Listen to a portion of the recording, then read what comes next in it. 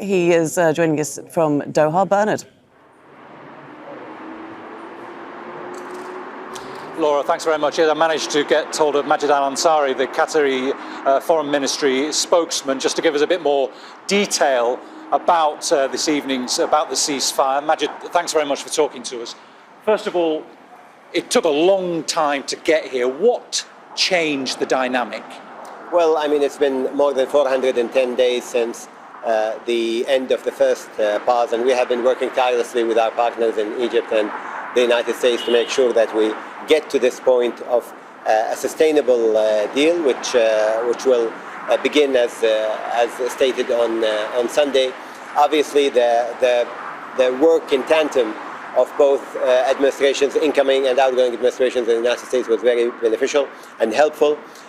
We have seen, of course, Brett McGurk and Steve Witkoff, who the Prime Minister has personally thanked in his statements today, being very influential in the process and in the talks. But I have to say that it's a collective effort that have taken place since the 8th of October till today by the teams who have been working on this in Doha, in Egypt, in the United States, all across the region and beyond.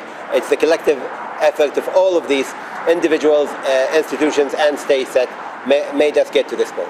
Although the Prime Minister did say momentum started to increase again in the last month or so. Yes, and we have seen in the last days, actually maybe in the last couple of weeks, a special momentum that has taken place, and we have been seeing push after push come throughout the months, but these past 2 weeks were very instrumental in getting to a deal. I've been listening to my colleagues in Gaza and their obvious relief that this is going to happen.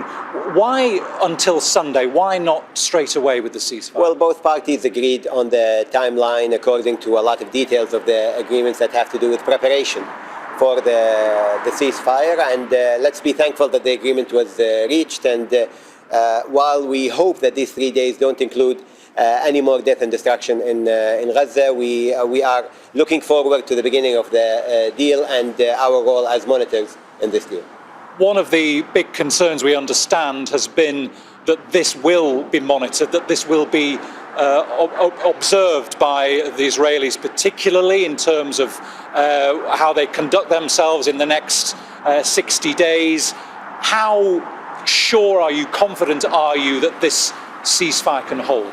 Well, we are always hopeful, and throughout these months we were able to hash out a lot of the details, a lot of disagreements, a lot of the things that did not allow for the deal to happen all through these months. So we are hopeful that that would be beneficial, but also the monitoring room and that will be initiated as part of the agreement, we are hopeful will be useful in making sure that both parties commit to implementing the deal. Can we say particularly, while all parties, Qatar, Egypt, Turkey as well, but the US's commitment to making sure that ceasefire is observed is a crucial aspect of this, is it? Of course, and the monitoring of the three mediators, Qatar, Egypt and the United States, will be instrumental in making sure that the agreement happens, but the main responsibility is on the parties of the agreements to implement what they agreed upon.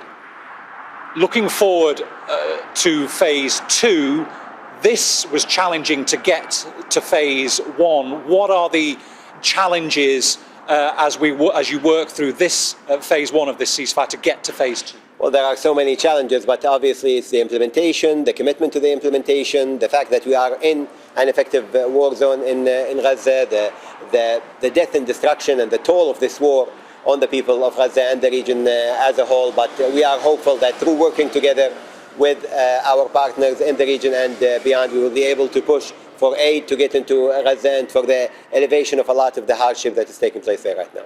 Look, obviously the main focus is the relief of people in Gaza are feeling, but can you give us an indication of, in that room, in that meeting between the mediators, when it was finally agreed and realised that you had a deal, what was the mood, what was the feeling there?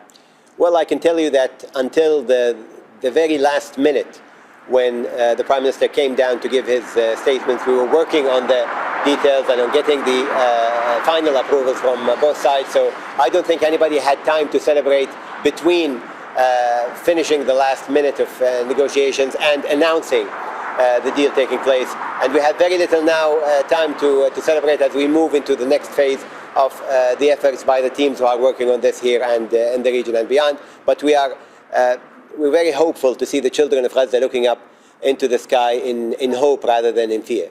And again, particularly for the Palestinians in Gaza, looking to phase 2, looking to phase 3, there will be enormous challenges ahead. But given the focus that there's been in this last month, what has it given you in an idea of whether you can succeed with phase 2 and phase 3?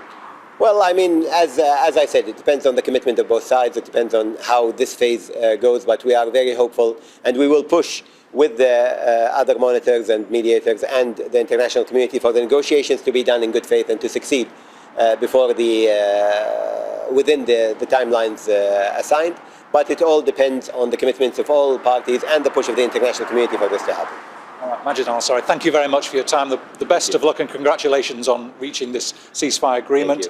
So, Laura, that was what the Qatari view, very diplomatic as the Foreign Ministry spokesman has to be, but a clear indication that there was renewed focus and renewed momentum in the last month or so to get this deal across the line.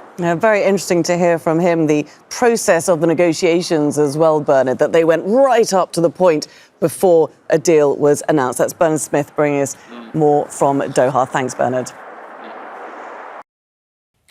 Make sure to subscribe to our channel to get the latest news from Al Jazeera.